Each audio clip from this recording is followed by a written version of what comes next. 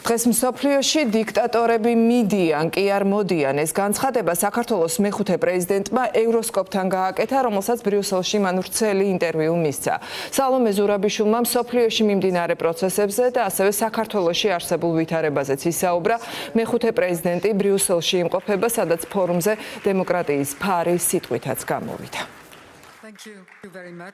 აღარ არის დღის წესრიგში ქართული ოცნება. როგორც ვხედავთ, არავინ არ ჩადის, არავის არ ეწევიან აქა, მაგრამ საქართველოს რო აღარ არ იყოს დღის წესრიგში, არ არის სწორი. საქართველოს აქვს თავისი მომავალი და ყველას ვისაც ხვდები ცალ-ცალკე და ყველა იმას გიდასტურებს და თუნდაც ის რომ მე აქ ვარ მოწვეული დღეს, გიდასტურებს რომ საქართველოსთვის კარი ღია იქნება იმ თავითვე, როგორც კი საქართველოს დაუბრუნდება თავის გზას, რაღაცა დრო ალბათ დაგვეკარგება, მაგრამ ამას მე არ მგონია რომ ამას ქონდეს ფუნდამენტალური მნიშვნელობა.